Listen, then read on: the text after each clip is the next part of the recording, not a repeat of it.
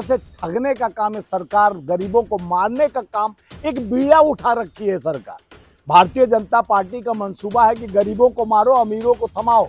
यानी आपसे कफन तक जीएसटी लेती है, खाने पीने की चीजों में जीएसटी लेती है, और देती किसको है? तो पूंजीपति अपने साथियों को 18 लाख करोड़ माफ कर देती है। ठगने पर तुली हुई है कि गरीबों का खून चूसो।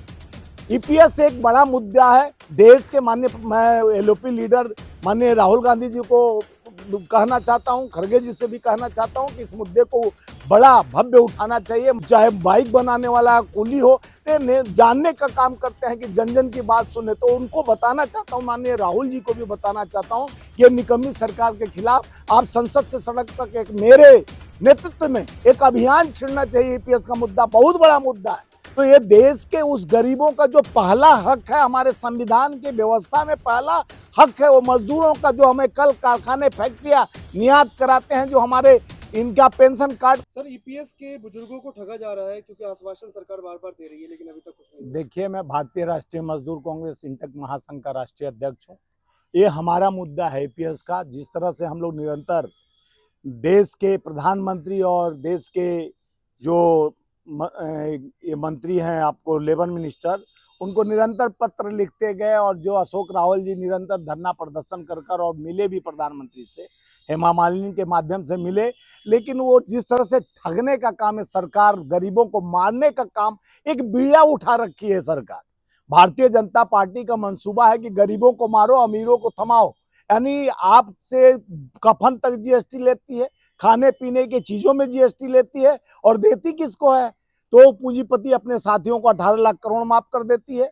तो ये देश के उस गरीबों का जो पहला हक है, हमारे संविधान की व्यवस्था में पहला हक है, वो मजदूरों का, जो हमें कल कारखाने फैक्ट्रियां नियात कराते हैं, जो हमारे इनका पेंशन काट कर जिस तरह से सरकार लूट रही है और अपने पूंजीपति साथियों को दे रही है। जब ये लोग धरना प्रदर्शन के लिए आते हैं, अग्रेसित होते हैं, हम लोग के माध्यम से आवाज उठाना चाहते हैं, तब वो सरकार आश्वासन देकर अपने मंत्रियों को भेजकर एक एजेंडा तय करता है। वो एजेंडा टाइटा फिश हो जाता है। मैं बताना चाहता हूं, जो आज के डेट में 200-300 प्रतिदिन लोग मर रहे हैं, हत्या कर रहे हैं, उनका पेंशन नहीं दिया जा रहा है। सरकार ठगने पर तुली हुई है कि गरीबों का खून चूसो। ईपीएस एक बड़ा मुद्दा है। देश के माननीय, मैं एलओपी लीडर माननीय राहुल गांधी जी को कहना चाहता हूं, खड़गे जी से भी कहना चाहता हूं कि इस मुद्दे को बड़ा भव्य उठाना चाहिए। मजदूरों के हक की लड़ाई है ये। जिस तरह से आप संघर्ष 10 सालों से 7500 रुपया का मांग किया गया, इनको तो 20,000 रुपया मिलना चाहिए। अब पूंजीपतियों को आप तो, जिनके पास अथाह संपत्ति, उनको नंबर 1 बनाने के लिए आप पूरा खोल दिए हो। आप देश पर कर्ज लाद कर, जहां 154 लाख करोड़ आप देश पे कर्ज कर देते हो, और जिस देश में आप नौकरी देना बंद कर दिए। आज हमारे नेता राहुल गांधी जी जिस तरह से निरंतर मजदूरों के पास जाते हैं, चाहे ट्रक का मजदूर हो, चाहे मोची हो, चाहे बाइक बनाने वाला कुली हो, तो जानने का काम करते हैं कि जन जन की बात सुने। तो उनको बताना चाहता हूं, माननीय राहुल जी को भी बताना चाहता हूं कि निकम्मी सरकार के खिलाफ आप संसद से सड़क तक एक मेरे नेतृत्व में एक अभियान छिड़ना चाहिए। ईपीएस का मुद्दा बहुत बड़ा मुद्दा है, जो गरीबों को डायरेक्ट संबंध है इससे। जो पेंशन, बुजुर्गों को पेंशन देने का डायरेक्ट संबंध है। हमारी सरकार आएगी, राहुल जी भी बोले हैं, गारंटी है कि हम पेंशन ज्यादा करेंगे, 2000-3000 करेंगे। लेकिन हमारी सरकार सत्ता में जब आएगी तो हम करेंगे, लेकिन हमारी लड़ाई अब से ही जारी रहेगी, तब जाके काम होगा। नहीं तो जिस तरह से आज एक अशोक रावल जी है, निरंतर इस पे आवाज उठाने के लिए निरंतर हो, फिर भाजपा के लोग उनको गुमराह करके प्रधानमंत्री से कभी इधर उधर मिलवा के हेमा मालिनी के साथ चले जाते हैं, और बात तो ठंडे बस्ते में चला जाता है। तो ये संघर्षों के इस साया में असली आजादी पलती है। इतिहास उधर मुड़ जाता है, जिस ओर जवानी चलता है उस ओर जमाना चलता है। मैं बताना चाहता हूँ, इसलिए जवानी की जरूरत है। ये जुबानी नहीं होनी चाहिए, ये संघर्ष जारी रहना चाहिए। हमारा भारतीय राष्ट्रीय मजदूर कांग्रेस इंटक महासंघ फेडरेशन निरंतर ईपीएस का मामला पूरे देश में, अभी मैं 8 तारीख को झारखंड जा रहा हूं, इस पे संवाद बुजुर्गों से और अपने मजदूरों से करने जा रहा हूं। ईपीएस का मुद्दा पूरे देश में, आने वाले 4 राज्यों में, चाहे हरियाणा हो, महाराष्ट्र हो, जम्मू एंड कश्मीर और झारखंड, उसमें यह मुद्दा हमारा रहना चाहिए। ये मुद्दा निरंतर लोगों को जिस तरह से उनके प्लेट छीना जा रहा है, खाने से थाली छीना जा रहा है, इसी तरह पेंशन छीना जा रहा है गरीबों से, पैसा काट दिया जाता है, उनको ईपीएस मिलता नहीं है, सब्सिडी मिलता नहीं है, मेडिकल सपोर्ट मिलता नहीं है। क्या मांग रहे हैं आप? मेडिकल कहते हो 5 लाख 25 लाख दे रहे हैं। अरे उनको एक बार निर्धारित कर दीजिए कि इनको भी मेडिकल सुविधा इनके बीबी को और इनको मिलना चाहिए, इनको पेंशन मिलना चाहिए 7500 रुपया। 75, हम तो 20,000 कर रहे हैं, 7500 लोग मानने को तैयार हैं।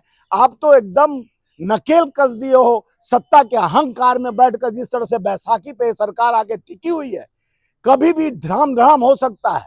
जब तक गरीबों के पेट पे तुम लात मारते रहोगे, एक बार तुम कहते हो कि मैं फ्री से अपने बाप के घर से राशन दे दिया, अब मजदूरों को मजबूर करते जा रहे हो, मजदूरों को पैसा नहीं दे रहे हो। ये कई ऐसे मुद्दे हैं जो हमारे देश के लोकतांत्रिक संविधान को, हमारे संविधान के महानायक बाबा भीमराव अम्बेडकर जी ने जो संविधान लिखकर गरीबों को हक की बात कही थी, उसी हक को मानने के लिए सरकार निरंतर पेशेवर बन के काम कर रही है। ऐसा तो धोखा देने वाले जुमलेबाज का बादशाहियत जो पा चुके प्रधानमंत्री जी, आज जुमलों का शिकार गरीबों को करते जा रहे हैं। गरीब अत्यंत गरीब होते जा रहा है, अमीरों का थैला बढ़ते जा रहा है। ये सरकार अमीरों के साथ है, गरीब के साथ नहीं है। सर, ये 4 राज्यों में विधानसभा चुनाव है और महाराष्ट्र के अंदर जो ईपीएस 95 पेंशनर सबसे ज्यादा तादाद में पाए जाते हैं, क्यों? वहाँ पे उद्योग क्षेत्र पहले से थी, वहाँ पे ईपीएस 95 के लेबर ज्यादा। विधानसभा चुनाव से पहले अगर उनकी मांग को ये मंजूर नहीं करते हैं तो वहाँ पे जो है लेबर मिनिस्टर जो भूपेंद्र यादव थे पहले, उनको बीजेपी ने वो जो वहाँ का प्रभारी बना के भेज दिया। हाँ, तो ईपीएस 95 को किस तरह? देखिए, ईपीएफ 95 एक देश तरह का, जिस तरह से देश के निरंतर गरीबों के लिए और बुजुर्गों के लिए बहुत जरूरी चीज है, लेकिन इसलिए भूपेंद्र यादव को भी सबक सीखना है कि महाराष्ट्र इंडस्ट्रियल एरिया है, वहां पर आर्थिक स्टेट बोला जाता है, लेकिन वहां पर निरंतर निरर्थक कार्य हो रहा है।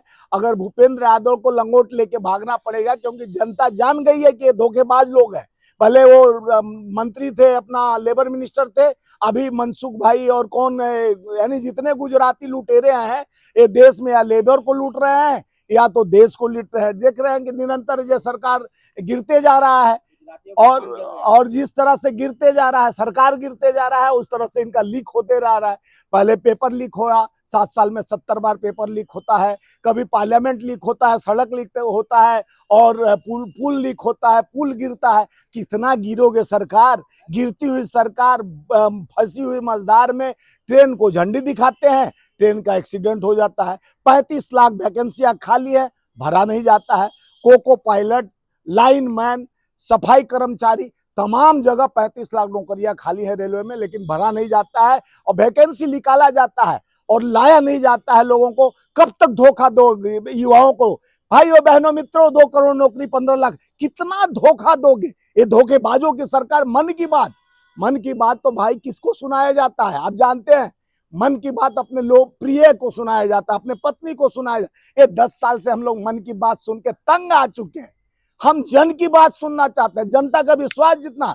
जब प्रधानमंत्री जी से सवाल किया गया चुनाव में कि जनता की बात बताइए, तो मंगलसूत्र से मुजरा तक पहुंच गए, गरीब की बात नहीं सुनाई दी उनको। उनके कान में एकदम, देखिए, कहते हैं हम महिलाओं का सम्मान करते हैं।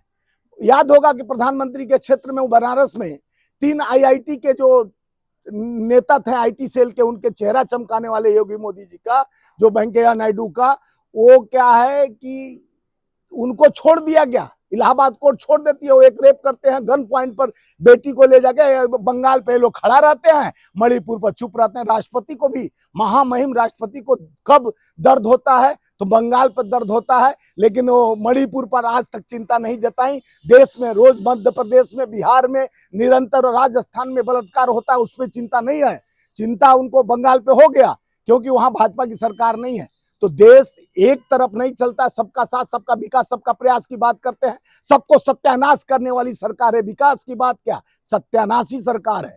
जुल्मों की बादशाहियत ले ली है। इनको तो जुल्मों की बादशाहियत का ताज मिलना चाहिए, जो आज देश में लोकतांत्रिक संविधान को खत्म करने का जो ये बीड़ा उठा दिया है। आज हमारे लोक नायक राहुल गांधी जी निरंतर जिस तरह से एलओपी बने हैं, तो जनता का विश्वास जीतने के लिए, जैसे भारत जोड़ो यात्रा आज सड़क से संसद तक चलकर जिस तरह से आवाज बुलंद किए, कन्याकुमारी से कश्मीर, मणिपुर से महाराष्ट्र तक, कंगना रनावत तो कह रही है राहुल गांधी ने कौन सा तीर मार दिया जो एलओपी बन सर गया। वो जो है अभी अशोक रावत जी जो है 8 साल 9 साल से संघर्ष कर रहे हैं बराबर।